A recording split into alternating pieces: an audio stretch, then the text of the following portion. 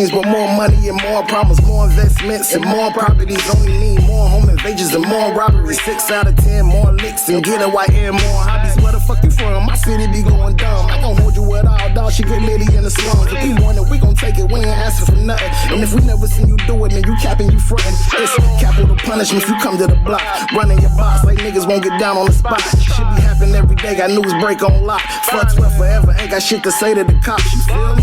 It's too much to break down on the history. Just know when they come to violence, it's a lot of them memories. You ain't from here, be weird for you to join on the chemistry. Cause anything I tell you be an unsolved mystery. Let's fade made me. Don't ever try to play me. The smoke you don't want, niggas rolling like the Navy. Crowd going wild, now I'm beefy, extra gravy. King in my town, nigga, fuck you, baby. Let's fade made me. Don't ever try to play me. The smoke you don't want, niggas rolling like the Navy. Crowd going wild, now I'm beefy, extra gravy. King in my town, nigga, fuck you, baby. It's the block. Now that's what it's supposed to sound like. Season 4, my girl Shane, my boy Sick. Oh man, we got one. It's the block, nigga. It's the block. And I am your boy Bo. What up? This is your boy Tugboat, and we are back. Season 4, episode 10. I am here with my mentor, Coach LittleJohn. I know a lot about him, but today he's going to kick it on the block with us. He's going to introduce himself formally. So, Coach, if you don't mind, just look yourself in that camera and introduce yourself to the world for us. All right, so my name is James LittleJohn, and people call me Coach LittleJohn because I've been coaching football for a very long time, and I'm currently the head football coach for the Carolina Tigers women's tackle football team. Awesome, sweet. All right, Coach. So first of all, thank you for kicking in on the block with us today. And I'm excited to have you on, man, because when you think of Lexington Senior High School football, you have to think about the LittleJohns, and how your presence is very incredible. So why don't you tell us exactly how the love of the game all started for you? Man, it started when I was young, seeing film and things from my brother when he played, Joseph LittleJohn. He played for Lexington when Lexington won their first state championship. I was a baby. I think I was maybe 3 or 4 years old at the time. So a lot of stuff I don't remember, I don't recall. So over the years, as growing up, all I was able to do was see the film that he had laying around the house, and I would watch film and then see. And then I remember watching the state championship game and how he scored 6 touchdowns and they called 2 of them back. So I think he ended up having 4 touchdowns in one game. So it was like watching him. I wanted to be like him. I wanted to play like him. And so when I started playing football, I wanted to play fullback, and they put me at tight end. So I'm playing tight end, and I'll never forget, that's when they had the little league teams here, and I played for the Cowboys. Who was it? It was Coach Sylvester Harrison's dad. Yeah. Was our head coach, and I remember we practiced, and then finally one day he asked me, "Can I run?" And I was like, "Yeah." So he did a reverse, and that was the first time I ran the football, and we did a tight end reverse, man, and I broke loose, and after that I just fell in love running the football. Yeah. Didn't realize that I was just trying to do what I saw my brother do. So when I took the run, I could have scored a touchdown, but I saw somebody and I thought I had to run him over because that's what I saw him do on the field. So it took me a while before I got there, but that's basically it, man. I fell in love with football from there, and as time went along, just playing football, back then, man, you couldn't go outside anywhere without somebody playing football in the grass, or pick them up, bus them, or sideline bus them. They playing in the street, and so it was just like playing the game with some of the greats that you heard about here in Lexington. Just playing football with them, and just hearing the traditional Lexington football at that time as well. And I think you touched on it too, because actually it's what drove a lot of us until the cell phone era came around, was the fact that at one point, when you open your doors in Lexington, if the basketball courts wasn't filled, some type of little small grass field was being utilized to be, just to start your career or football path here in Lexington.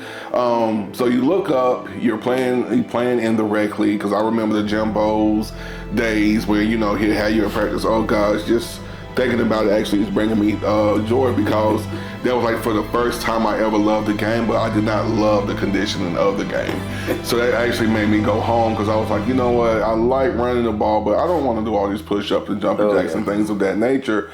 But it's, looking back at it now, he was only setting us up for success going forward through to the Lexington Senior High School. So you look up and you find yourself in high school putting on the same jersey as your brother. Yeah. And what was it like playing for Lexington during those years? Because if my memory serves me right, around that time, Lexington was just had the band where everybody was focusing on more than the team. So what was it like to go through that drought season, knowing the history of Lexington? Well, it wasn't a drought season. When I came over to the high school, Lexington still had their, that rivalry with Thomasville. We still had winning seasons. We still went to the playoffs and things like that. Coming up to the high school was totally different. I got up there, and I'll never forget my first practice. I got out there and I wanted to. When they were picking numbers, I wanted to pick my brother's number. I wanted to be number 32. And at that time, if somebody on varsity was playing offense and they wore that number, you couldn't wear that number on JV. And at the time, Shea Cross had 32. So here I am playing running back or fullback on JV. I couldn't wear 32. Oh, man. And so I got upset. And so the only number that came up was 35. And I'm like, I didn't want the number. And at that time, man, the head coach at the time was Randy Holmes. Coach Holmes came over to me and said something to me that I did not you really catch and get at that moment. It didn't hit me until my senior year. He came over there and I was upset and mad because I couldn't get number 32. And he walked over and he was like, you're Joseph LittleJohn's little brother. And I was like, yeah. He was like, man, Joseph was a great football player. Amazing football player. And I was like, oh yeah. He was like, yeah, man. And he wore that number. He said, but that was Joe. And he walked away. And I didn't know what in the world he was talking about. But it wasn't until my senior year that I realized that he was telling me that was Joe. Now it's time for you take that number 35 and you make yourself with that number, because that was your brother, you be James. And during that time, man, we had winning seasons. My freshman year, freshman and sophomore year. Now my junior year, no disrespect to the class of '96, but Lord have mercy. That's my junior year.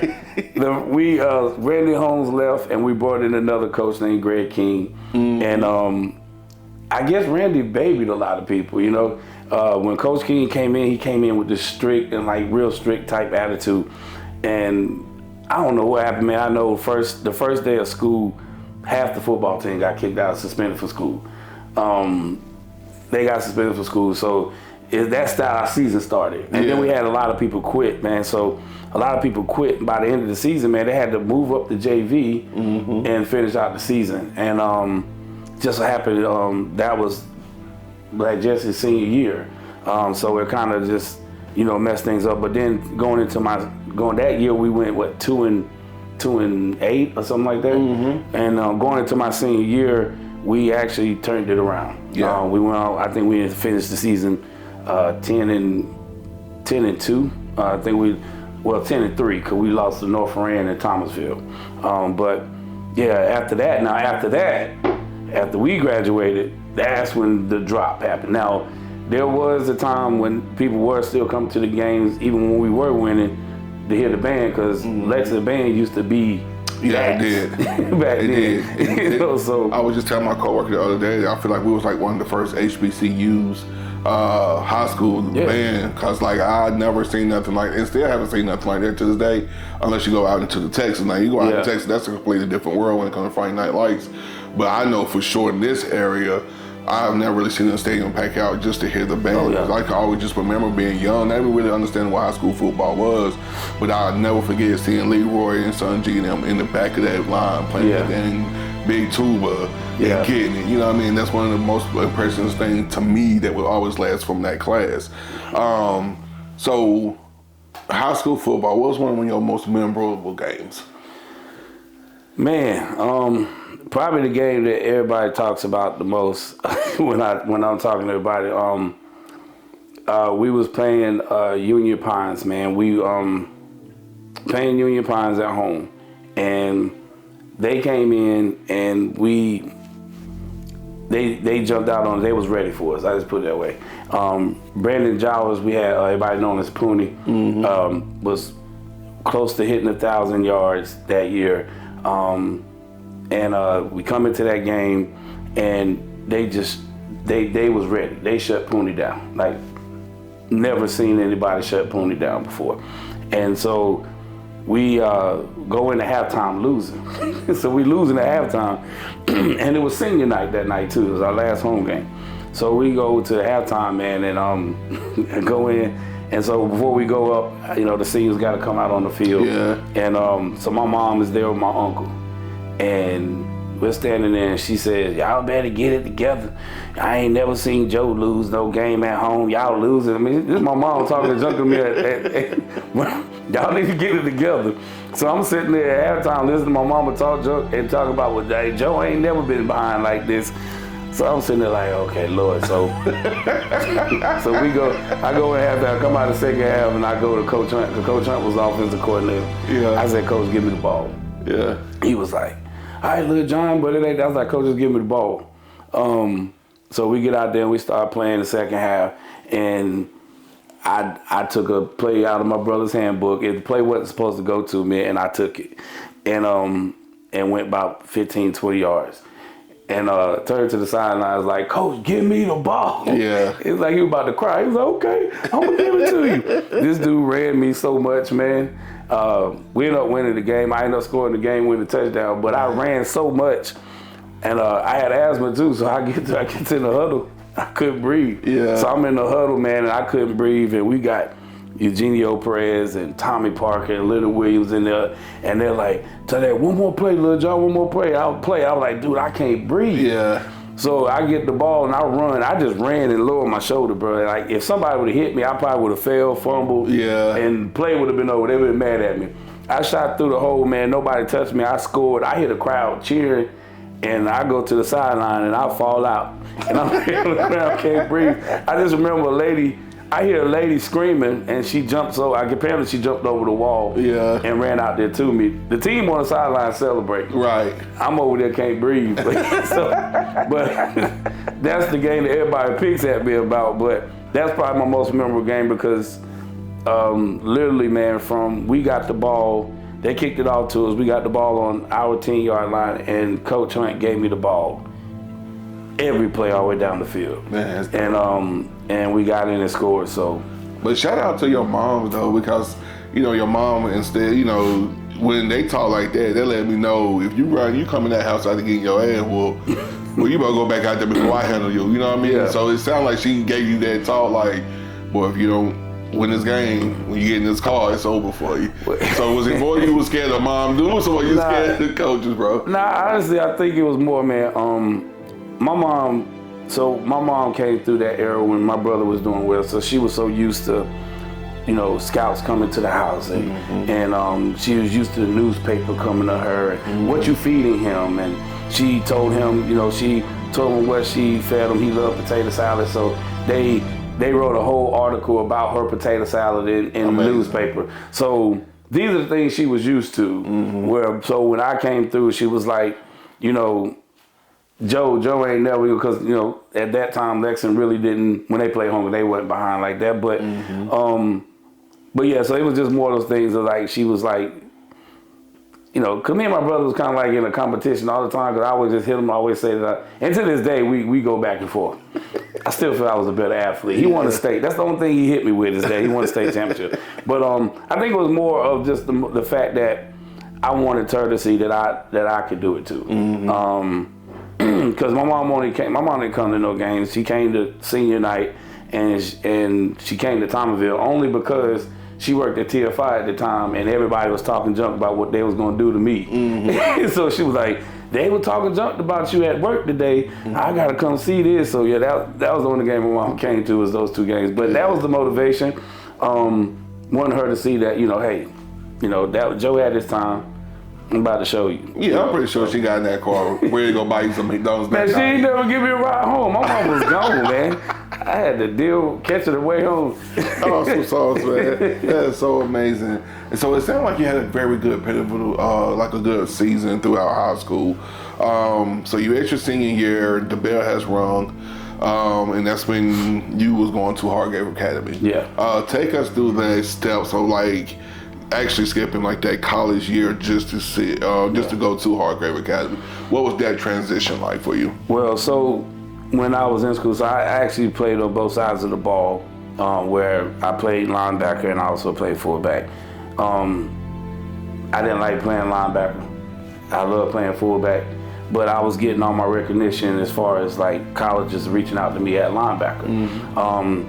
So coming out of my senior year, I was ranked in the top 10 in the state in linebackers, and also at fullback I hit 1,000 yards. So, but as far as colleges, I was being recruited by like NC State, East Carolina, places like that, Clemson, and so the thing was when it came down to everything, it came down to the SAT.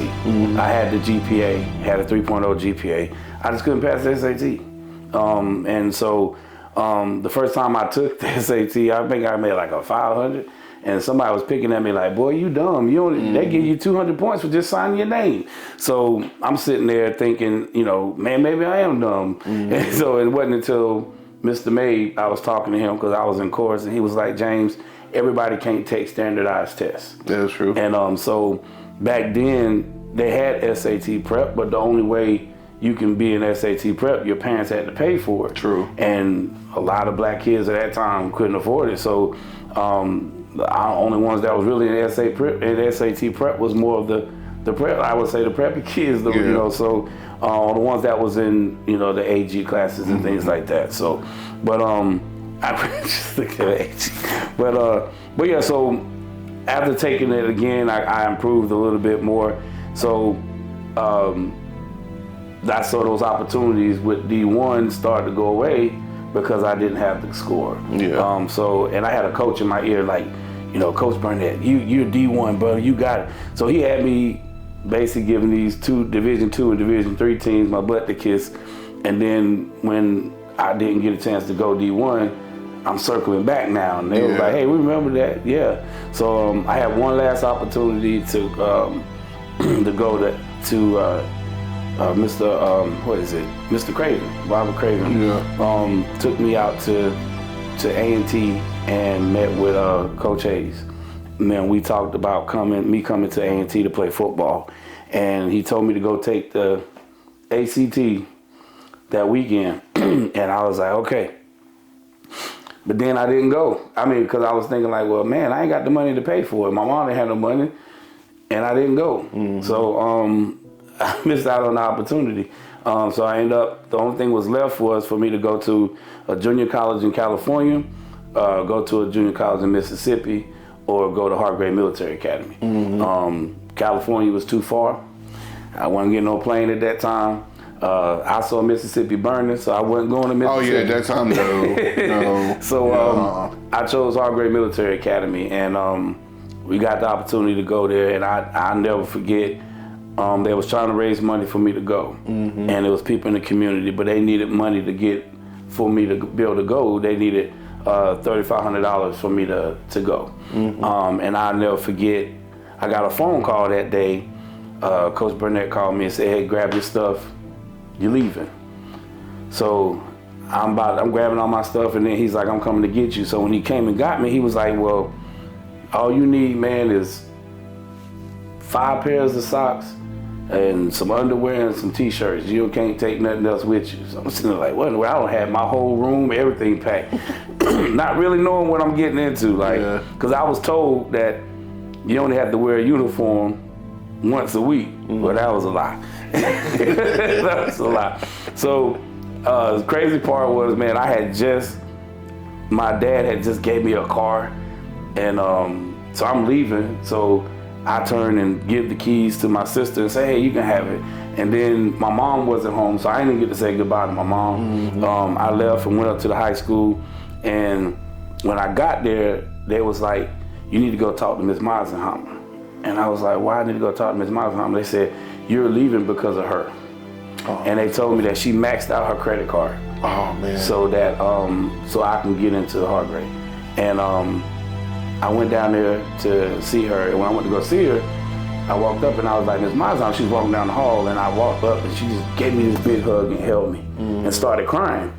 And I'm like holding her and I'm like, thank you. And she pushed something in my hand and went and walked away and was like, and walked off real fast and left. And I opened up my hand and there's $100 bill in there. So, and one day she gave me $3,600 to go to Hargrave. So once I got to Hargrave, man, they had already been there. The cadets that came in, they already had been there for almost like 3 weeks already. So I'm coming in late. But when I got there, I had to sign in as a cadet, and everything was cool. But then, man, after I signed in, and they was telling us like if it was an act of war, that because I'm a cadet, if it had to go down the chain of the chain that I could be, and I'm sitting there like, Lord Jesus, I ain't signed up for the military. But I think the most saddest thing was to me, man, when everything was good, but when Coach Burnett said, hey Bubba, I'm about to leave, and I saw that blue van pull up that highway, up that driveway, but I just sat there about to cry, man. So I walk out to the field, man, and all these guys looking at me because they was told that this star linebacker was coming. Yeah. And they looking at me like, dude, you small, you short. So where the linebacker at? But that was cool. I actually got to go out there with a bunch of guys, man, that ended up going on and played Division I ball. We got to play college football against college JV teams, so like Kentucky's JV. We played against Virginia Tech's JV. We played against the top junior colleges in the United States at that time. At that time, Montgomery College was like the #3 junior college in the state in the United States, and we played against them. We played against Army and Navy's JV. So I mean, I got that opportunity to play Division I ball. We played against was it Wingate's JV? And the crazy thing about that was when we played Kentucky's JV. That was the year that Tim Couch was the quarterback at Kentucky. Oh, okay. And Kentucky's JV beat the varsity. Yeah. And we came up there and we beat Kentucky's JV 41-40. Oh man. Then we went and played the next week and went to go play Wingate's JV, and they beat the brakes off of us. So I started to wonder, like, well, could Wingate's JV beat Kentucky's varsity? Yeah. But yeah, so it was fun. We had our moments. I had my welcome to college moment. College football, we was playing West Virginia's JV, and they just found out that they were supposed to be going home on a break, and they found out they couldn't go home because they had to play us. And those boys they was pissed off. They was mad. And so we played them, and they kicked the ball off on the kickoff, man, and this dude was running at me. This dude was about like 6'6", about 240, 250, just running at me. And I had you had those moments, man, when you got to make an executive decision. It's like, should I grab the ball or let him just pick it up? If I know if I let him pick it up, they're going to pull me out and I ain't playing no more. So I went for the ball. Yeah. And when that dude hit me, man, I don't know, it was cold too because we was up in the mountains. When he hit me, it just felt like everything on my right side of my body went numb. And when I turned and looked at the sideline, it just seemed like, movies when you turn and look at something, like the camera just go flat. It's like the sideline just went way back that way. And I'm hearing people saying, you can't hurt LittleJohn. I was like, shoot. That was the longest walk to the sideline. But yeah, they ended up taking me to to the doctor. The doctor wasn't. I had to go up the mountain to the doctor. Man. The doctor wasn't there, so we had to wait till the doctor came. Yeah. To the place to fit, and thinking something was broke. Come to find out, he just I sprayed my wrist. But the way he hit me, it made me feel like all this had broke, man. But I came back to the game. When I left, we was losing by a touchdown. I came back, man. The score was like 46 to nothing. I was like, Lord. But it was a great experience. We got a chance to play some really good talent. We had a lot of guys that I played with that went on to go play Division I ball, and some even went to go play in the NFL as well. So that's pretty awesome, man. So it seemed like you actually the path was going great for you at that time, but then like when the Hargrave Academy came to an end, that's when your mind went straight into coaching, or you had to really just stop and think about that at that time? Well, at the Hargrave Academy, was it an immediate decision to start coaching, or you just wanted to step back and just see what other options was before you got back out there on the field? Well, I was still pursuing to go play college football, and so my thing was, so at Hargrave, all you did was take the SAT and ACT to prepare for it, so you can go get a chance to go play college ball. During that time, I was taking the SAT, and I didn't know anything about the ACT. At that time, the ACT was more of an out west thing, and I'll never forget sitting with a group of guys. We had 28 guys take the ACT and pass, and they all signed and went to go play college ball. And so I didn't know anything about it. So I was like, well, all I've been pushed is SAT. So I took the ACT, and I took it was the last time you could take it for the year, and I got a 16 and needed a 17. So at that point, man, I got discouraged, and I was like, you know what? I'm going to fill out a bunch of applications. The first school to accept me, I'm gonna go. And I got accepted to Elizabeth City State University. I got down into Elizabeth City. When I was doing orientation, one of the coaches saw me at orientation and was like, yo, you play football? And I was like, yeah, I play football. And he was like, send me your film. So I called Coach King, had him send the film up to him. Next time I know I'm getting a phone call, hey, we want you to come play college football. So at the time, I didn't know, like, all I've been at this time dealing with D1 schools, never dealt with a D2 school. So the coaches want me to come, so I'm thinking, well, maybe D1's different from D2. I don't know. Nobody's telling me. So I go out there, and we ran the wing T in high school, so I was already used to running the wing T. And then when I got to Elizabeth City, they had just hired a head coach, and he was installing the wing T. So it was like, I know that. Right. It's just different names, but I know it. So I get there and I go out to play fullback, and they were trying to show the running backs how to do the motion, and everybody was messing up. So I was like, Coach, I can show you, and I showed it. I just did what I saw Pooney and Teddy Jenkins do. Yeah. So, and so next thing I know, I'm starting at running back. So back then, it was real big about being a true freshman. That was like true freshman. So here I am going into the practicing with the team, and throughout the summer, and I'm running back number one. And I'm like, man, like this is like the dream come true. The dream come true. Then all of a sudden, we had a meeting one night, and they started telling people, calling people names out, telling them they wasn't eligible. And I was like, I just got curious, and I was like, well, Coach, what made those players not eligible? He said they didn't have the SAT or they didn't have the GPA to be able to play. And I was like, well, I don't have the SAT score. And he was like, well, didn't you go to Hargrave? And I was like, yeah. He was like, didn't you take college courses there? I was like, no, sir. And so he was like, all right, well, you need to go see Coach on tomorrow morning. So I get in the coach's office on that morning. As soon as I walk in, he was like, you gotta go home. Oh, what you mean I gotta go home? Yeah. He was like, you ain't on the football team no more, so I can't pay for you. And this was like 2 weeks before school started, like before they actually started college. So where all the students started coming. So I went home, and man, you tell me that was, to me, I was like so embarrassed. I didn't want to go nowhere. I didn't go nowhere. But back in those days, man, if you ain't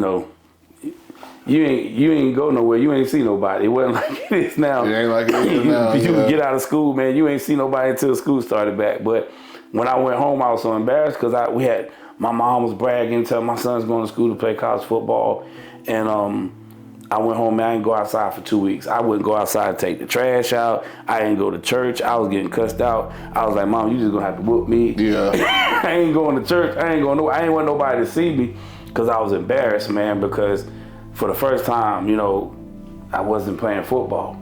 And so then when I went back to Elizabeth City to be there, knowing that I was running back number one, so on game day, I didn't go to the game because I'm in my feelings, and to hear that crowd cheer, and it's the first time in my life that the crowd was cheering and I wasn't in that stadium playing. Yeah.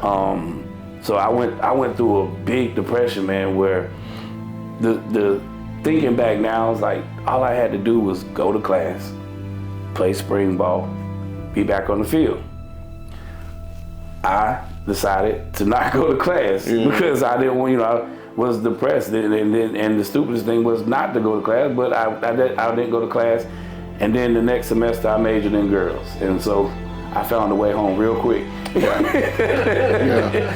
One thing them colleges will do, they will give you a PhD in that if that's what you want.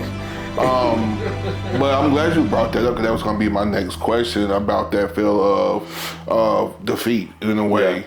Yeah. And it seemed like, but that molded you at that moment because I know for sure sitting in this room, I've had that same thing. Like, my mom was telling people that, I finally got a son, he's at nursing school.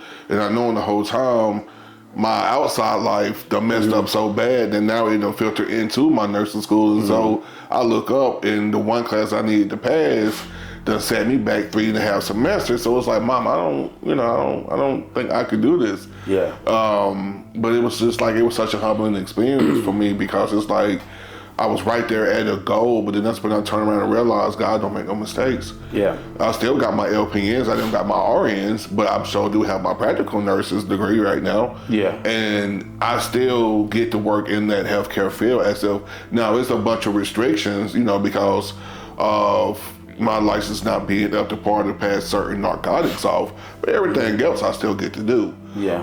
But I understand where you're coming from, especially like when you actually have that approval from your mom, and it's like, okay, my mom's bragging so it feels good, and it's just like, oh man, I done let her down. You know what I mean? Like, man.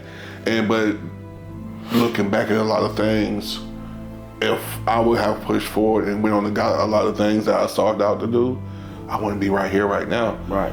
I probably would be somewhere else miserable or probably not even succeeding in life right now because I done chased this goal so far. So, but, and I think we all have to sit back and look at that sometimes as well. Oh, yeah. That, when we chase a dream so hard, we forget about everything else outside of that car.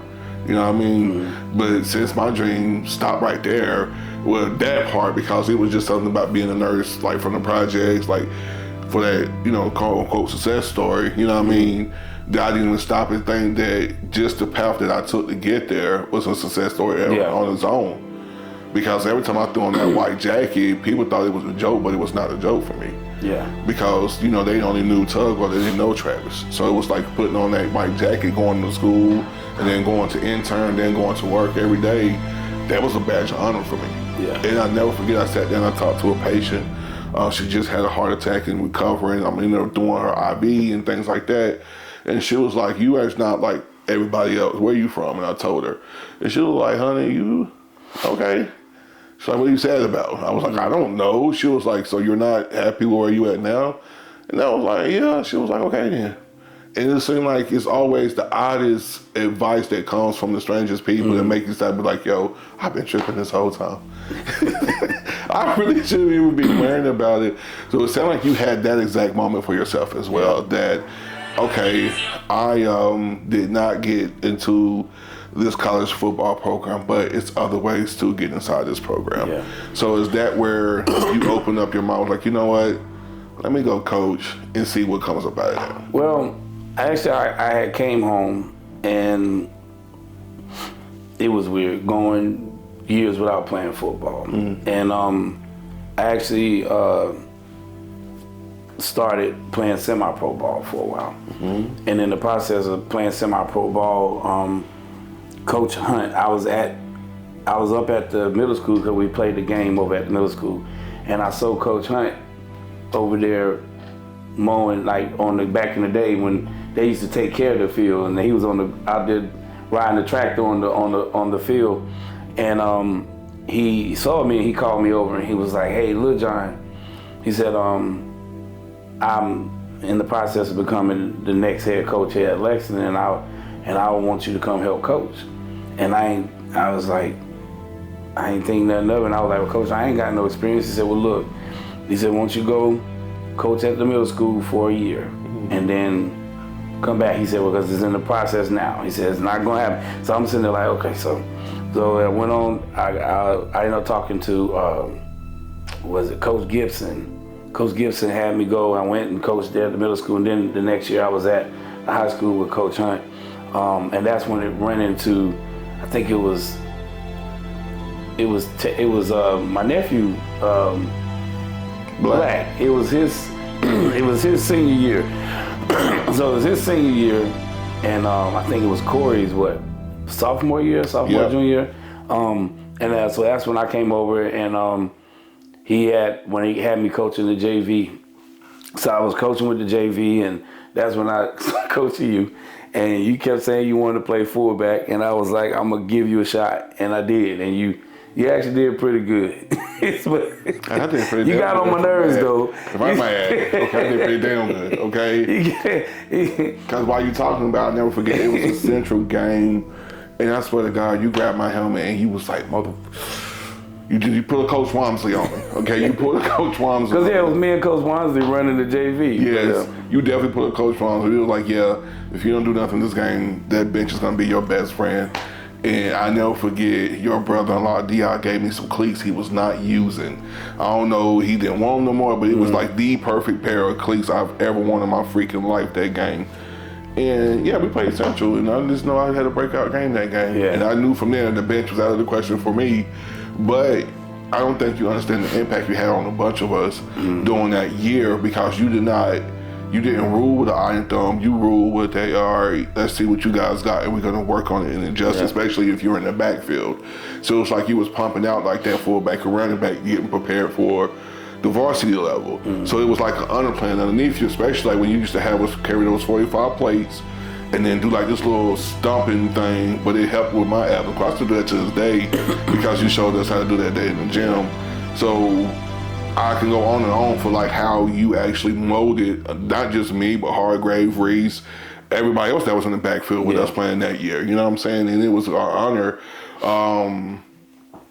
to even just be in the same presence, because that's when I realized that your brother won the state championship. You coming off of those games, seeing your Thomasville clip, seeing all the stuff that you did, and then like being coaching you, it was pretty dope. Yeah. And I never forget like the North Stanley game when you just like you literally open up. It was the first one that shows like the diamond offense and then go on from there. You know what I mean? And I never forget you like, "Yeah, y'all finna go home and play back." And I knew you was lying, but some of them stays. Some of the players, Coach, I swear you open up that Madden playbook like, "I'm gonna use that in practice tomorrow." But I would like to say under your thumb, we probably had like what, a 2-game losing streak, if that, that year. We definitely was on a roll, and you made it fun to play, because when we was under Cutshaw and all those other coaches, they were just boring. They want to put me on the offensive line. I'm like, "I'm 5'5". The hell I'm doing is an offensive tackle. Put me in this backfield for when I play in the projects, please." And you took the opportunity. It was one of the best opportunities I've ever done for us putting on those pass goals in the field. So I definitely want to thank you for that, because it definitely was a dope ride. It was. Man, to this day, people be sweating down, get my plays from NCAA and MAC. It's not that so what got me was when I played football, Coach Macon England would draw plays up in the dirt. Like literally come out there and the hand, like people don't understand to this day, players today don't understand the coach doing this and drawing the play up on the hand. Like you can see the invisible of what you had to really be focused, because there was nothing there. But he was like, "You gonna be right here, you go right there." And so you know, I saw how he adapted in the game and adjusted in the game.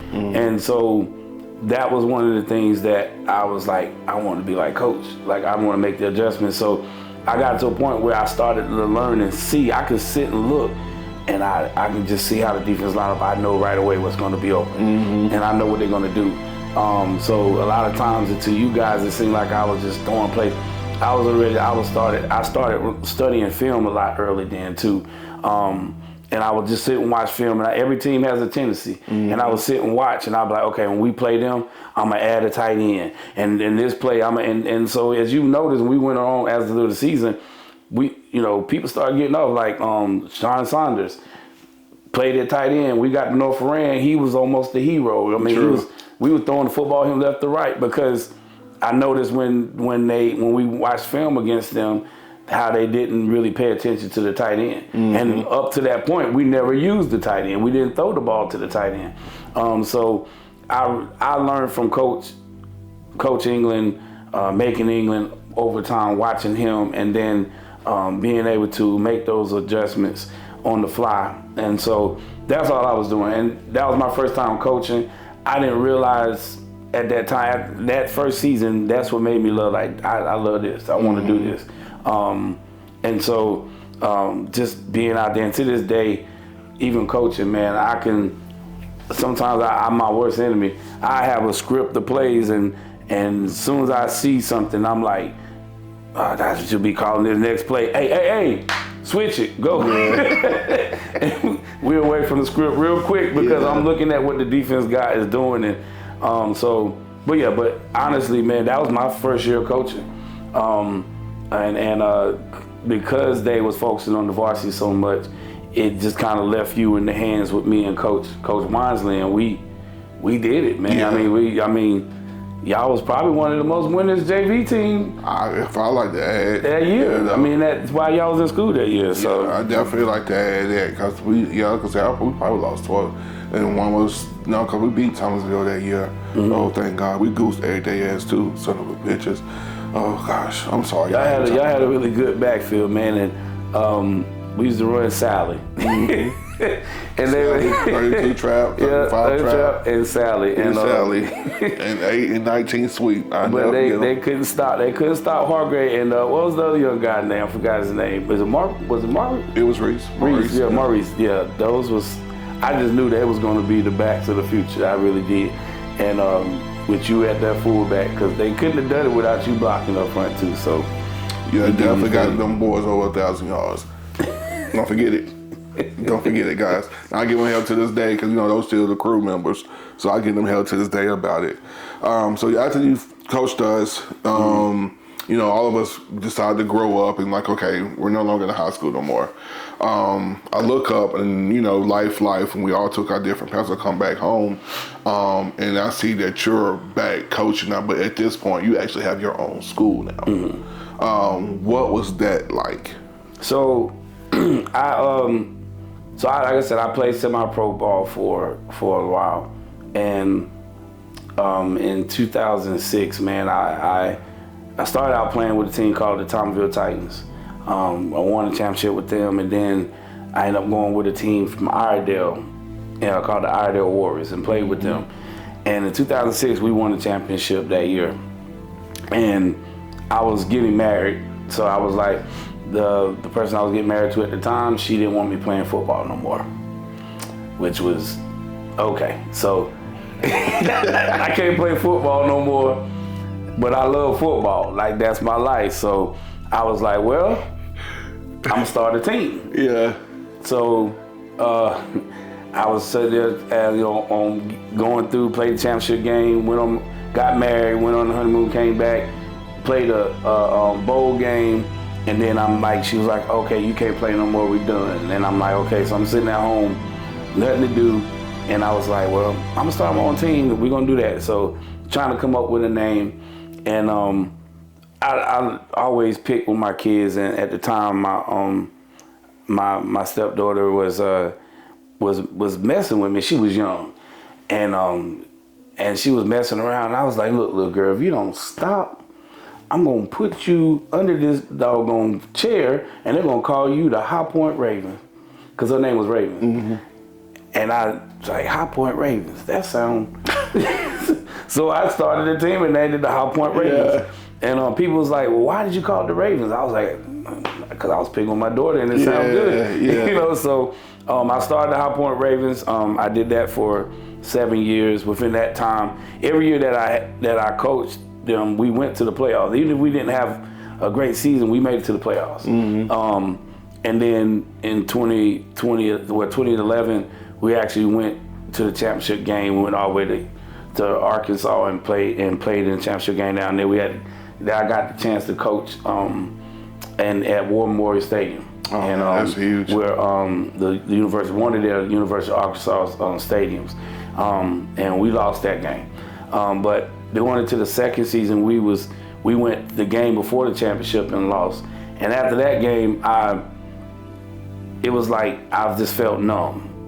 It felt like, you know, when I started the Ravens, my purpose of starting it was to help young men who was 18 years old, older, who was in between, where, you know, was going to college or had to go to community college for a year or two. And I thought about me, you know, my opportunity to play football came to an end. So I was like, I want to help young men not be in a situation where I was. So if you have to go to community college for a year or two, you can come play semi-pro for me, and then I can start helping you get a chance to go play college ball.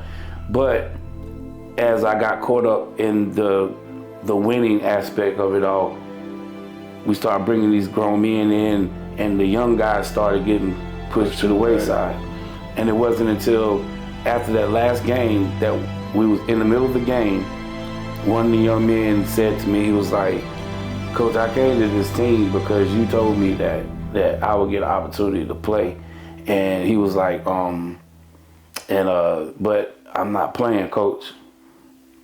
And it just hit me, and I was just like, and I'm looking at all these grown men, and they out there fussing and arguing, and I'm looking at this young man who really wanted the opportunity to play. So after that game, we ended up losing. That echoed in my head of him talking to me, saying he just wanted the opportunity to play. So I had started writing things down and making plans for the LittleJohn Sports Academy before, but it wasn't actually the LittleJohn Sports Academy at the time, but I had wrote all this stuff down. And so I was sitting at work one day, and I came across it, and I started reading all the stuff I wrote down. I was like, hey, I'm gonna pick this back up. So I started doing more research, and I didn't really have to do much because technically I had started writing and preparing everything for the LittleJohn Sports Academy back in 2009. Here we are now in 2012. All I'm doing is picking it up and finishing from where off. So I went there, started pushing that, and I was trying to come up with a name, and I was just like, heck, I'm just gonna call it the LittleJohn Sports Academy. I was told not to do it. People was like, well, you shouldn't do it. Your name doesn't carry. I'm like, well, I think LittleJohn's great. Yeah, right. I can't help what people feel. I said, but I'm gonna call it LittleJohn Sports Academy. So we went with it. I worked on it from 2012 all the way up to 2016 when I launched the school and opened the school. I opened up August the 6th, 2016. At the time, I had reached out to places to where we can have it. I found a church. It was called the Church of God and Prophecy. They had a campground in High Point called Camp Maranatha. And this is one of those campgrounds where you just couldn't, if you didn't know it was there, there's no way you can just stumble upon it. Because when you pulled up to it, it was like you was driving in somebody's driveway, and then that driveway goes up into the woods, and then you're going around in the woods, and you turn around this corner, and all of a sudden it's this big old campus, like this big campground that had like cabins that can hold up to 280 people. It had a full cafeteria had 3 ball fields. It had a big old building where you can have classrooms. And also they had a big area where you can sit, like a stage where you can, and a big screen with a projector where you can show film and things like that. and it had a lake with paddle boats. So I went out and met with the guy and talked to him, and he introduced me to the head bishop of the Church of God and Prophecy, and I told him what I was wanting to do, and he got excited about it. But when I went to go talk to him, the crazy part was I went to go talk to him about using the facility, and we talked about my school for like maybe 10 minutes. I stayed out there talking to that man for an hour and a half, almost 2 hours. And the rest of it, we were just talking about God. And so after that, he was like, yes, I got to get you in front of my board. So I had to meet with their board, and they all couldn't meet at one time. So I had to meet with one half this time and this half the other. And they've agreed to let me use the facility. And grad school, like kind of like Hargrave, where they can come, work on getting the SAT, ACT, and then for those who instead of them taking the SAT and all that, they would just go to the community college, and while they're at the community college, they played football with me, and I stayed on the campus. So I was recruiting guys. We were recruiting guys that was coming from. We had guys that came from Michigan, guys that came from Maryland, Georgia, South Carolina, just name a few, and some guys from North Carolina. When we opened up, I had signed 50 guys to come to the school, but when we opened up the doors, only 23 came. Okay. And so at that time, we opened up. It was pretty cool. I had Michael Evans with Hot Dog Heaven. He came out and he served the food for the players and their family, and LittleJohn Sports Academy was birthed, man, and we had games. We played against college JV teams, junior colleges as well. Oh, man, that's dope. And so, but then a life shift. 2 weeks after opening that school, here comes my ex-wife, well, my current ex-wife, comes in and says she didn't want to be with me no more. So my focus changed. For here it is, I just opened this school. Yeah. I got all these kids here, and it's my vision, it's my dream, and I'm running the school. They're living on the campus. Before that, the cook that we had was supposed to come in and do the cook because they had an industrial kitchen and everything. He said he was going to do it, and all of a sudden he just disappeared. Oh man. So now then I had a guy at my church that said he'd do it. He came out one time and did it, and then he didn't come back no more. So now I had to learn how to cook in this industrial kitchen, which I learned out real quick. Learned real quick that you can't cook grits on the big. No. I burned the grits really quick, and so I got picked for a long time. But I had to learn how to cook in the industrial kitchen because it was different from cooking at home. So now I'm cooking, I'm making breakfast, I'm making lunch, I'm cooking dinner until people start coming in and helping with things like that so we can feed the kids. But 2 weeks after opening the school, she comes and says she didn't want to be with me anymore. And I'm like, why? Couldn't figure it out. So at that point, my mind shifted to saving my marriage. But here it is, I got all these kids. So as time went along, I ended up having to shut the school down and send the kids home because my focus wasn't there anymore. Yeah. And so. Well, I feel like, but at least you was responsible and smart enough to understand that my mind frame ain't on this right now. Like, even though this is my baby, I done birthed it's done started walking, I gotta put a pause on it. Because a lot of people still will have tried to jumble that, knowing that their mind was just very much just empty. And man, what a side blow though. Yeah. I probably would have been looking like, man, like now, but at the same time though, once again, when you look back on it, you understand that it was not your timing yet. You know what I mean? Yeah. Like you thought it was at that point in time, but it's like, you had to literally get rid of the background noise in order for you to be successful where you're at now.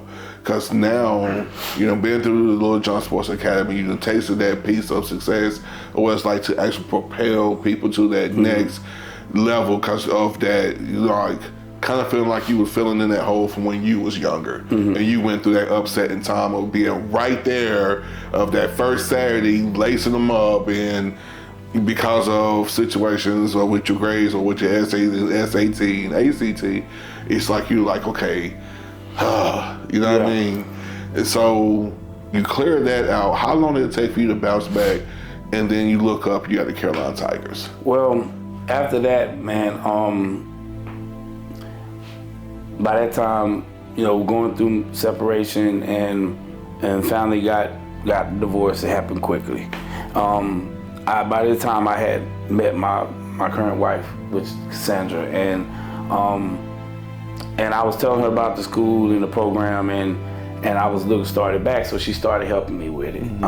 So I did bring it back, and during that time it was cool because we ended up getting like Lewisburg on the schedule, and so I got to coach against Lewisburg, and Lewisburg was blowing teams out like 60, 80 points a game, and they only beat me 40 to nothing.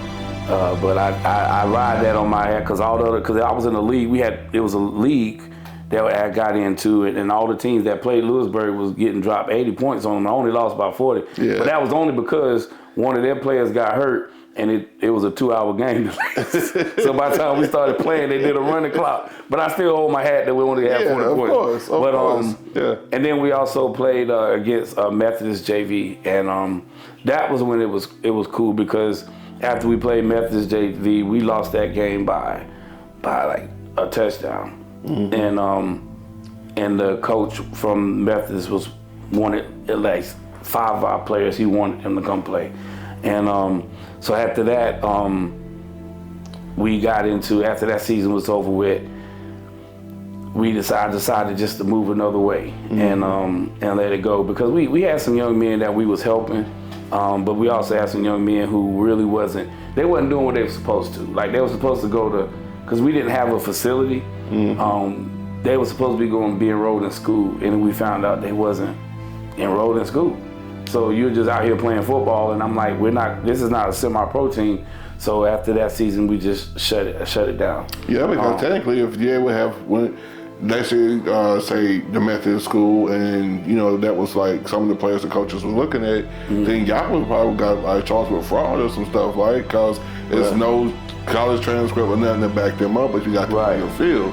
And so it probably would have been like that one coach, not from Bishop McGinnis, it was like another coach that was just having them boys just out there playing, knowing there was no education behind them. Yeah, and it was a lot of programs out there like that, and you know we was trying to, and we was like, we weren't gonna get caught up into that. Yeah. And then the crazy part was, I think it ended up being a team that played on national TV against IMG and got exposed. You know, and so I mean that was the thing. So by that time we went on and shut it down. I shut that down in 2018.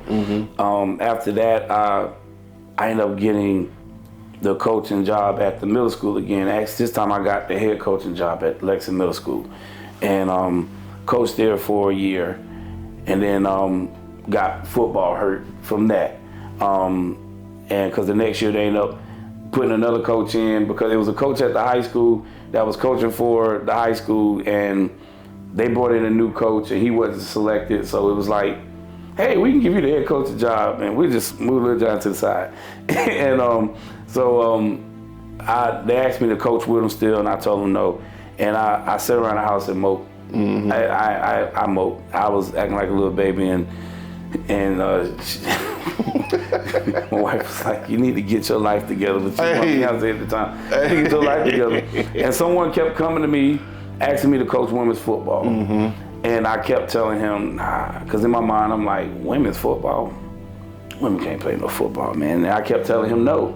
But he was so consistent. Every time we would go somewhere, and we had went on a field trip with the kids, and my bonus daughter and his daughter was in the same grade, and we went to some place in Salisbury. It was like a petting place for a farm for kids to go up and touch the animals and things. And so we're riding, and he's talking to me. So me and him talking about football, and he finally convinced me to do it. And I was like, okay, I'll come to one practice, give it a try. So I go out and I see it, man, and I start seeing these ladies move, and I'm seeing them out there running. I'm like, oh, these women can play play football. Wait a second. So by this time, I got hooked, and I started coaching. I told him I'd do it. You know, I'm an offensive coordinator, so they was like, well, he was like, I'm the offensive coordinator. We need a defensive coordinator. So I was like, okay, I'll be the defensive coordinator. We came out that year, and we, I think we ended up going 3-3. But I was the defensive coordinator that year. Our offense couldn't score, and but our defense, we was shutting people out, and we was losing games like 8-6, 8-0, 6-0. So the next year, I got to be the offensive coordinator, and that year we had a player by the name of Jocelyn Morrison, man, and they call her Ghost. When I tell you that she was probably one of the best athletes I ever coached in my life. This young lady, when she touched the football, you would see her for a minute and she was gone. And that was the reason why they called her Ghost, because she can be in front of you and be gone. And man, we scored 30 touchdowns that year. She scored 17 of them. Jesus. And so so she had like that Barry Sanders effect, like that breakdown. I see that A gap, boom. No, but she played receiver. Oh wow. And so we'd throw the football to her, and if we threw the football, it was a touchdown. Once she catch it, she had moves. It was just, it was unreal. Like I just have to time and show you some film of her. And we had another player, her name was Z, and Z, they both came from the flag world. So trying to teach the ladies how to play tackle from flag. And flag, they carry the football like a loaf of bread, because the ball, once the ball hit the ground, it's dead. You know. So trying to teach them how to hold the football. Well, Jocelyn ain't had no problem, but the player Z she held the ball like this. And then also because she played flag, she ran straight up, but she ran hard. She was breaking touchdowns, and she would never hit the hole. And I'd be fussing at her like, hit the hole. You know how it was, like, hitting the hole. Hit the hole. But she would just bounce it out and be just running. She didn't know how to lower her shoulder. She just running people over. Just like, well, I guess that works. You know? It works, But just to see them play, and we actually end up going, I think we finished 4-2, 5-2 overall. We lost one game in the regular season, and we had the revenge. So we beat them the second game of the season at their place. They came and beat us by 1 point at our place. They was from Tennessee, and then we had to play them in the first round of the playoffs. So we kind of got our revenge back and won. Then the second game, we played a team from, I think it was from Ohio, called the Savage. And man, those girls came down, and they was ready. They was well coached.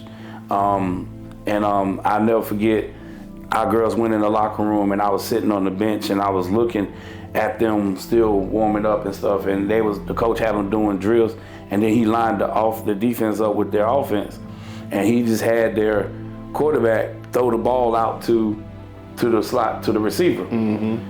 And I watched their whole defense run over there like an oil machine, man, and I'm sitting there like,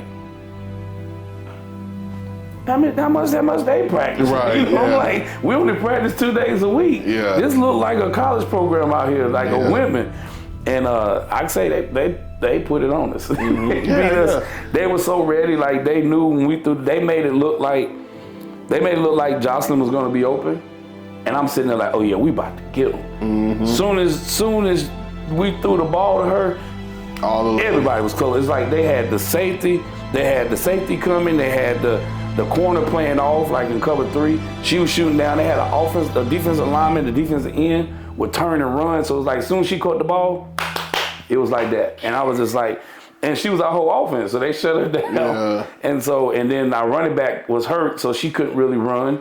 And so we lost that game. And then the year after that, right before the season was about to start, like 2 weeks before the season started, Jocelyn got killed in a car accident. And so that was hard, losing her. She was like, came really close with me, came like a god sister to me, and god daughter. I was not god sister, but after that, man, I was with the women's team for another year, and then after that, I ended up stepping away. And when I stepped away, my wife was like, "You need a coach."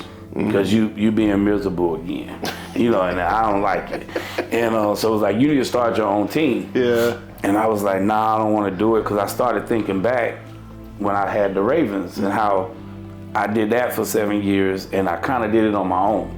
And back then, things was cheaper. Like, you can rent a field for $100, $150. Yeah. It ain't that no more. No. So back then, team dues was just $50 for the guys, and we only had 2 guys out of 40-something guys pay their dues. So now I'm sitting there like, nah, I don't want to do that. And she asked me, well, what would it take for you to start your own team? I told her, I said, well, if I start my own team, then we need to do it the right way. We need to create a board, have a board. Once we have a board, we can go from there. So we end up going to Washington, D.C. for spring break with the kids. And we went up there, and she was like, okay, got some board members. What we do now? And I'm like, are you really serious about this? She was like, yes, you need to start your own team. So I decided to do it, and at that time, I think we only had like 3 board members. So I started talking, and some of the players, when I left the team, they was like, Coach, if you start your own team, let me know, I'm coming. And so I was like, yeah, it was good to hear, but I wasn't planning on starting my own team, so I didn't, but then once they found out, here they come, They didn't even play with the team after I left. And so they came, and so at that point, we decided we were going to do this big launch party. Just happened, when can we do it? We did it on my birthday. So we launched the Carolina Tigers on June 1st, which is my birthday, and also now the birthday of the Carolina Tigers. We had this big thing down in Charlotte, because we was going to be based out of Charlotte at first, because we was trying to get into this league called the WFA, which is the Women's Football Alliance. Yeah. They're the largest women's tackle football league in the United States, and has over 60 teams throughout in the league. And in order for us to be in that league, I had to be at least, I think it was like 90 miles, 60 miles away from the nearest team. So the team that I just came from, I had to be 60 miles from them. So I chose Charlotte. And so we was going to be out of Charlotte, and as time went along, the league never responded back. We didn't do anything. So by this time, I just kept recruiting, and at that time we had again, I think we had 4 board members at that time, 2 coaches and 3 players, no league affiliation. So we kept going and kept recruiting. By January of 2025, we had over 50 people that was a part of our organization, from players to coaches to interns. We just grew. We ended up starting the season with 25 players. Oh, that's dope. We had 7 coaches. We have 6 board members, and we have a slew. We had some interns where we had a young lady who came in and interned in the marketing from Forsyth Tech. I had sent out a bunch of emails and stuff out to like the newspapers and stuff to let people know we was there, and none of them responded back. And then one day my wife got a phone call from Google saying, hey, that your website is not on Google. So she freaked out and started going online and looked, and when she went online, it popped up something with the Winston-Salem Chronicle. And come to find out, they wrote a story about us, and we didn't even know. Oh, wow. And the crazy part was, I started getting emails and stuff, and I had this thing where you could sign up for a newsletter, and I just started getting all these people. I'm like, dang, there's a lot of people going to our website now. It was because people read the story and started. So then next thing we know, we get a phone call from a professor at Wake Forest, wanting to talk to us and about the organization. So we set up a Zoom call with him, and we got to talking, and so my wife gets on and she gets to talking to him, and she was like, well, you know what, I'm gonna let Coach LittleJohn explain everything. So I get on there and I'm telling him everything about the organization. This man gets up there and he was like, well, Coach, that's nice. So Miss LittleJohn, Tell me about you being the president. So at that moment, I realized they don't want to hear from me. Right. They want to hear from the women that's a part of the organization. And so we really built it and just to be an organization, not just a football team. Okay. That was one of the things that we pushed. So some of the things that I noticed, even when men play semi-pro, after the season was over, you wouldn't hear nothing from the players until the next time. Yeah. And then at that point, you're trying to figure out who's coming back and who's not. So I was like, well, with our organization, I want us to be where we have them active year round. Mm-hmm. So we had a bunch of initiatives that we came up with, and we have an initiative for domestic violence and sexual assault. We actually have a lady that was a domestic violence survivor on our team. We also had a initiative for breast cancer. We know, and we pushed that. And the same lady that was the domestic violence survivor was also a breast cancer survivor. Oh man, that's dope. We also had an initiative for mental health matters. Speak up before it's too late. And we understand that mental health affects everybody, but we was just focused on the mental health of women. Mm-hmm. Because, as we realize, like one thing I realized is that, with women, they're expected to be in this one box and they're supposed to do this, and that. And sometimes as men, I even notice with my wife does things, she make things look easy. So when she do it, I'm thinking like, oh, she got it. And then one day she was like, said something to me about helping her. And I'm like, in my mind, I'm thinking, but you make it look so easy. How do you need help? Yeah. So we forget that, and we put a lot of pressure on that, and so don't realize the mental health of a woman. So that was one of the things that we focused on there.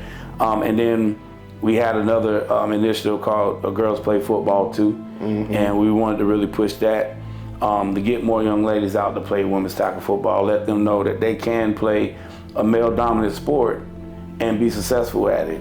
And one of the things that we pushed that for was because when I was being a sub at Lexington Middle School and the elementary schools, I started realizing a lot of young ladies had low self-esteem about themselves. Mm-hmm. So I was like, well, we can do this to help them build their self-esteem, have them do something and show them that they're being bold and courageous to step out and play a male-dominant sport as a woman. Because when you mention women's tackle football, the first thing they say, oh, is it lingerie league?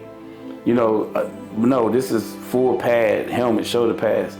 And so with the ladies that come in, like this team we just had this last year, 97% of the ladies on the team never played football before. Mm-hmm. Didn't know anything about football, or they may have played other sports. Some played, volleyball or ran track or played basketball, but they always wanted to play football, but they was told they couldn't because they was a girl. And so we actually had only coming to the team, we only had 3 players that actually played football out of that 25 woman roster.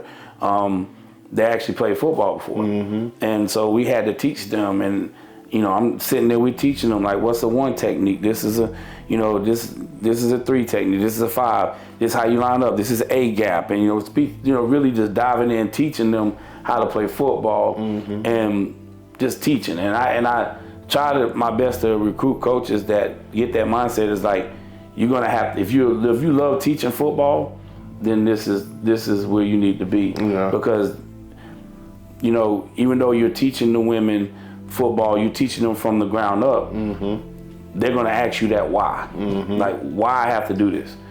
And once you explain that why, they go 1,000 miles per hour. True. And so you for yourself, you came to the game and you got to see it. And if you didn't know that was women, you wouldn't know. You would have thought it was some men out there playing football. The first player I saw, I think she was your wide receiver, and I was like, damn, she is tall. Yeah. And then the other player that y'all was playing against, I'm like, damn, she the quarterback? Who's this guy? Cam Newton was not this bad. How do y'all get the girls? Do they just want to play football any age? Man, recruit, man. I have a thing, I just say recruit. Mm-hmm. Anywhere I see a woman, I walk up to them and talk to them. Somebody asked me that yesterday. They was like, where do you go to recruit? I said, anywhere there's women.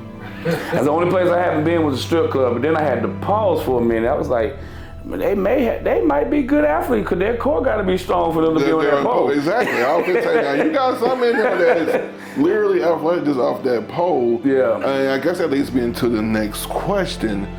How have lingerie football kind of interfered with your recruiting for actual football? Because, if you're not into sports, how I am heavily into sports, that is the first thing you would think would come to mind, because every time you look on social media, it's always clips of that stuff rolling around. Yeah. Like you can show more clips of that than you can of your actual team or the teams that your team plays against. So whenever you do approach the women, they become stand up thinking that's what you're trying to push on them, or you automatically have to say, listen, this ain't a lingerie league, this ain't that? How does that interfere with your recruiting? Well, with the women, it don't interfere at all. The biggest thing to overcoming with women is when you approach them. We'll be out, me and my wife will look, and she'll be like, my wife got so used to, say she was like my recruiting partner in the beginning, because it was like me and her, and we'll see a woman that's a pretty good size, and those are the ones that you got to be careful with, because those are the ones that get offended. True. You walk up and you say, hey, if I come up and say, hey, you ever thought about playing football? So I had to learn how to change how I said it. So I walked up to people like, hey, did you play sports when you was in school? Because if I walked up and say you want to play football, they automatically think you're on the accident, which that's one of the reasons why, but because they're big and they get offended. And so I started saying, hey, did you play sports in school? And that'll be my lead in.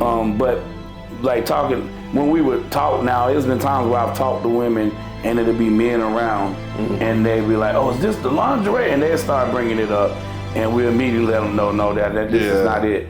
But as far as like recruiting them, it was just having that conversation, asking them if they play sports, let them tell me what sports they play. And then I say, well, have you ever thought about playing women's tackle football?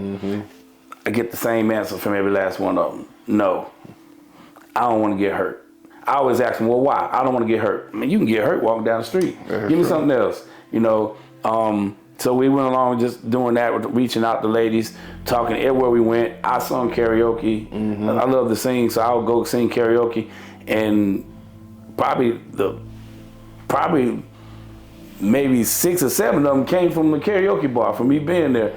My wife got in on it. She would go up to people. She would just walk up to people. She could do it. She was a woman, so she would walk up and be like, you need to play football for me. But she did that to a lot of the ladies that they consider studs. So of course they're gonna look at her and be like, well, do I need to play football for you? Who you play? Where you playing? Yeah. She'd be like, I don't play, but I want you to come play for me. But I'll never forget, it was a funny story. We was at a comedy, Julio Hennessy, had a comedy show, and we came in town and we went to go see him. And while we was there, it was a lot of ladies there, and my wife was just walking up to him, you need to play football for me. You need to play football for me. And so we left and decided we was gonna go to tea time and go sing karaoke. And when we get there, I see this girl walk in, and I'm like, we both looked at her, and I was like, yeah, you need to go talk to her. She was like, I did all the recruiting over there. You got it over here. So I'm looking at this girl, so now I'm sitting there looking at her, and I'm like, but if I go talk to her, she's gonna think I'm trying to holler at her. True. And so my wife was like, you gonna do it. So this girl, next thing I know, I'm trying to convince her to do it. The girl is walking out the door. And I'm like, babe, she leaving. She was like, I ain't going. Yeah. So here I am running out the door after this woman. And I go outside, she's walking to the car, and I'm like, hey, ma'am, excuse me. Yeah, so she think you are making She would think I'm trying to holler. So she turns around. So real quick, I said, hey, did you play sports in school? Yeah. And she was like, I played basketball in college. I said, okay, cool. I said, well, you ever thought about playing women's tackle football? And she was like, no, but that sounds very interesting. And we got to talking, and she actually came out to the team. Sweet. But that's basically how I would do my recruitment, man. We go anywhere there's women. We went to Winston-Salem Pride, recruited out there. After we talked to some ladies out there, I think we left that day. We had 4 sign up. By the end of the week, we had 10 altogether.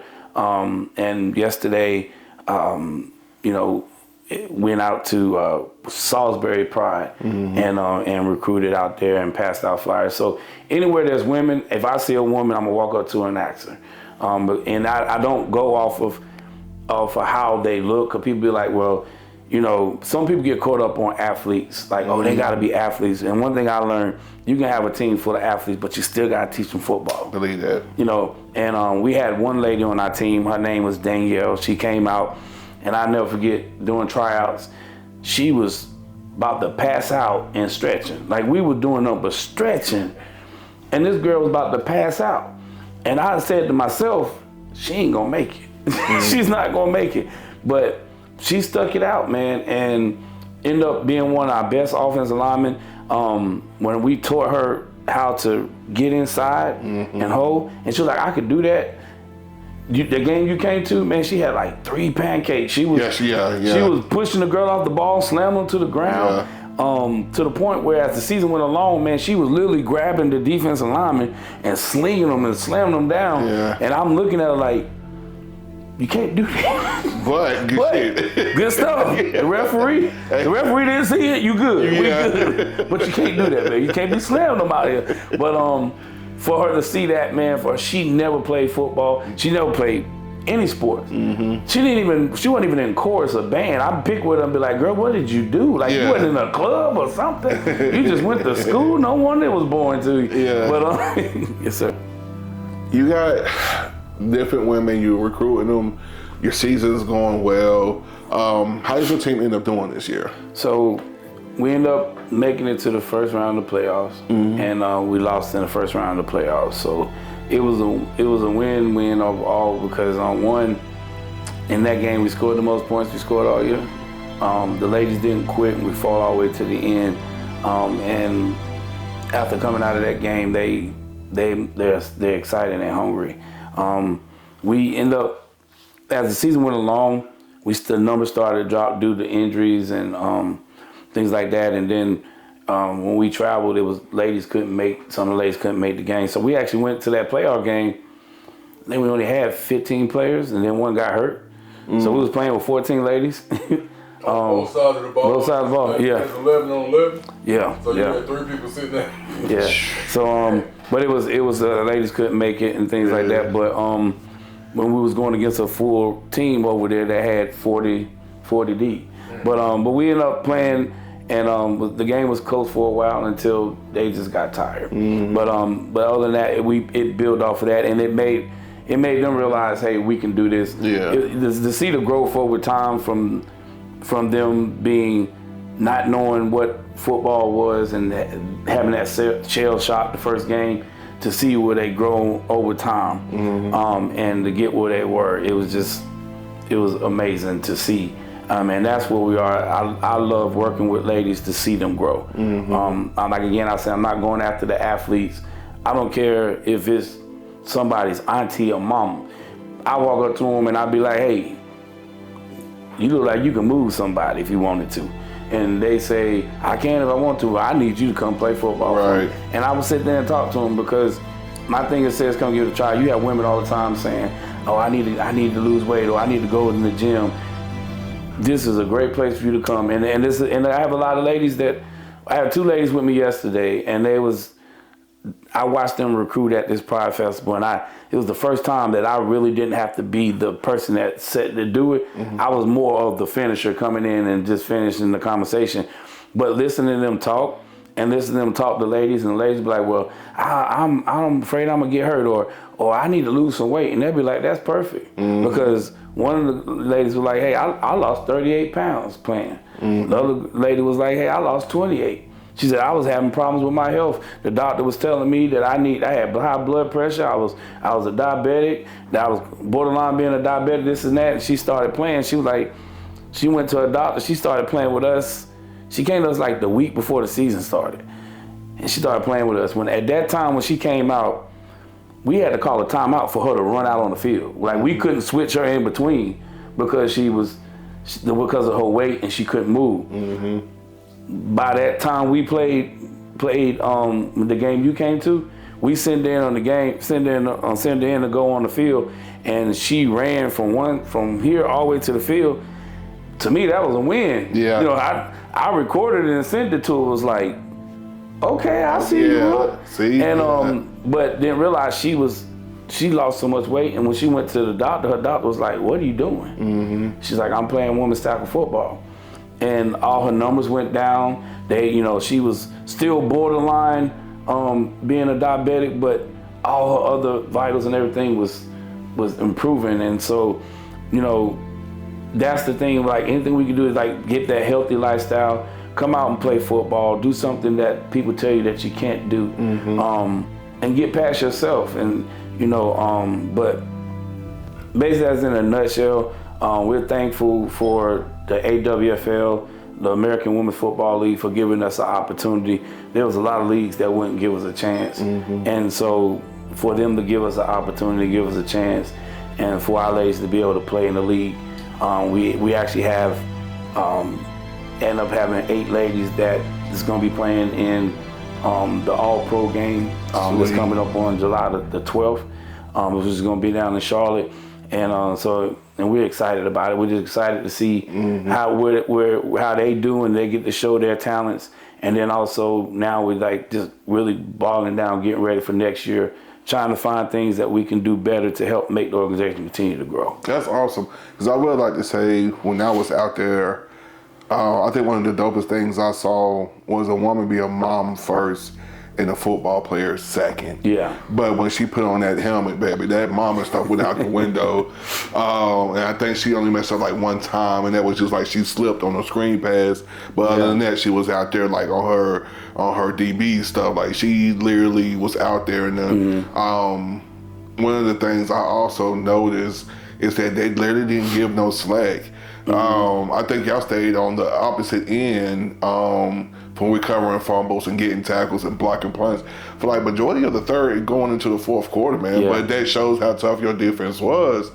And I want to say one of them actually got like the hit of the game, man. Like they came out there, she smacked the lady, the ball fumbled, and y'all end up scoring. I'm like, man, they out here, man. If I put some pass on her, I get embarrassed. So actually they showed me that A, I'm a fan, and B, you definitely got a supporter, because I'm going to be back into another game when I'm ever in this area, just because of what I saw out there. And I think all those people that was out there that day can contest to saying that, just keep doing what y'all doing. Yeah. Because y'all gonna get the fans out there, because y'all was out there headhunting. They ain't gonna hold you to it. Both sides was, and that's just one game. I was not at the other games that you probably could tell us about this player who got the biggest hit. Well, I'm just speaking from the one opportunity I was able to see, and to see how y'all had like more than one defensive stand. And then after that, y'all was able to move the ball. How your quarterback wasn't scared to roll out. How that one player, I was like, oh yeah, Coach LittleJohn got something on his hand. So I'm definitely excited to hear like what do y'all have going forward? Like when do y'all next season start up, and what can the fans and future fans look forward to? So right now, our next season will be starts in April of next year in 2026. We will actually be we have our first tryout will be August the 23rd. It'll be at Prolific Park in Greensboro. And we start it'll be at from 12:15 basically until 2:15. But yeah, we're just now recruiting. That's our biggest thing, is to recruit. During the season I think we had like 15 ladies, 15 to 20 ladies sign up during the season. And my wife was just telling me the stats before we got here. I think it was like 15 in June and 7 in May or something like that. And then that don't even include like the people players. Returning players. I think we have like 15, 16 ladies returning back. And that also include the ladies that's signed up that's been signing up for from the festivals and things we went to. And then we're waiting to see how we did from this past recruiting we did just yesterday. So, but yeah, we'll be starting back up. Like I said, we look for ladies ages 18 and up. doesn't matter how, you know, a lot of ladies be saying, well, I'm too old. Man, we had ladies on the team from age 20 all the way up to 48. God almighty. And we played against teams where they had ladies out there that was in their 50s. So the only limitation that you really have in life is in your mind. So if you tell yourself you can't do it, you can't do it. Yeah. And to see women out there doing it and doing it on a high level, it's very, very rewarding, man. And just get to sit back and see what can be done by just teaching people how to play the game of football. Man, that's a beautiful thing. Because I probably would be like, you 55? Hey, no way you out here 55 like that. The crazy part, she didn't look it, man. If you would have saw her, you would have never known. Yeah. It was a black lady. She's like in her 50s. She played for this team out of Detroit. So yeah, so it's. You didn't put no AAU stuff, did you? You didn't call a timeout, so let me see that birth certificate. Nah, man. I don't been in some situations where we had a lady come out to the team. She lied about her age. Yeah. This woman had to be at least 60, man. I ain't gonna lie. Shut up. But she was out there playing, and she said she was 35, and I looked at that lady like. I know some people age. It ain't no age limit, right? No, there's no age limit, but she ain't had to lie, you know what I'm saying? True. But I'm looking at her and I'm like, yeah, you every bit of 60. And I know sometimes people look older than they really are, but yeah, she was older. Oh man, that is But so she bad. played. Yeah, true. She was out there, but yeah, broke her foot and everything, man. and kept playing, and she was doing. I loved her. She was a sweet lady. She was actually doing was it some type of fighting where you get paid, and she would go fight just to help raise money for the team. This was another team I was a part of. To help raise money for the team, she would go fight.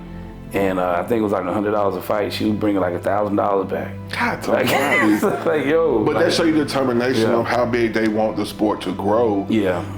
Because that speaks into it, just not from like the North Carolina to your team point of view, but for every team around your conference that you play with. Because I'm not gonna go fight 10 fights to go give somebody. You know what I mean? But that shows you the love a person has for the game. Yeah. So, Coach, this has been really, really phenomenal. But before we end our segment, or as I like to say, as we land this plane, you definitely got to give a shout out to your wife, because throughout the story time, boss, I kept hearing how she spoke life into you, how when you was at your lowest moment, she put the hand on that shoulder and said, first of all, quit bitching. You know, you're gonna man up, but I got you. So why don't you look at the camera and just land the plane, just show the world how much that meant to you. And you ain't gotta get all mushy, you know. You ain't finna say like my little chocolate dried out. You ain't gotta do all that, but just let her know how much that motivates you. Then after that, and I like to tell my guests to just give some type of words of inspiration as we close this out. Gotcha, man. My wife. So the Carolina Tigers have 3 core values. The first one is resilience, integrity, and passion. My wife is the poster child of resilience. And the reason why I say that is because I fell in love with my wife when I was in 3rd grade. And I'm not afraid to talk to nobody. Yeah. But I was afraid to talk to her. And so I got into a fight with Marcus McMillan over her because he said she was wearing a training bra and I said she wasn't, and come to find out she really was. So, and I'm fighting for her honor and she didn't even know. But the thing is that there was a time I was looking for her and I couldn't find her. And come to find out she had got sick and she was diagnosed with lupus. And she went 2 years where she was paralyzed from the neck down. And during that time, she was basically told wasn't expecting to live or make it. And to see, to hear that story and to see where the doctors told her that she would never have any kids and she would never have no quality of life and she would never, all these things. And to see her stand up and be the woman that she is today. And like if you see her, you wouldn't know that she went through that. She was, so to see her come through and see the things that she's been through and how she tackles life and how she takes on life, even going and just graduated from college and got her the bachelor's degree. recently. So it's like her resilience inspires me, and so that's what makes me push, and that's why it's a core value of our organization, is because of her resilience and her pushing forth and helping me through a hard time. When when you're going through a divorce and separation, people don't realize how much of a death that is. It's like because now everything that you saw that was your everyday life is no longer no more. People who was family is not family no more. So her resilience helped me through. So I'm very appreciative of her. Every time I tell the story about the team, I tell the story about her and how she helped me, because it wouldn't be a Carolina Tigers if it wasn't for her. That's amazing. Because she pushed me to step out and do it, and here I am, and all the help that I need is there, and we're starting, and we continue to grow. Who would have thought? Out of all the organizations I started, I've always been a true believer that if you can't find a door open for you, to open the door for yourself. To start. I've never been afraid to start anything, or to start my own business, step out there and do things. And so to this time around, to do it and have so much support and so many people, and it all started with her believing in that I can do it when I didn't want to do it. So I do thank her for pushing me to get there. So now, as far as leaving something behind for everybody, I would say chase your dreams no matter what. Go after your dreams. Don't let nobody tell you what you can and cannot do. Do not allow somebody else to put their fears and their doubts on you. Like I said before, that the only limitation in life that we have is in our mind. And a lot of times when we're dealing with the things in life, it's always here, and it's your mind telling you what you can and cannot do, or you hearing what somebody told you what you can't do, or you're not capable of doing. But everything that you need to be successful is already on the inside of you. You just need to tap into it and step into it. And I'm thankful that I came across a lot of people and mentors along the way. Even man, just watching my cousin Gerard, LittleJohn, man, is inspiration. Knowing where he came from and where we come from, and being LittleJohn men on that side of the family, and just being to see success. So it's a lot, and I'm just thankful. So ask yourself, why not? Why not you? Why not that you can't do whatever you set your mind to do? So I say go do it. Pick up your dream today and continue moving forward, and don't let nobody stop you, and just keep going until the wheels fall off. Oh man, that's awesome.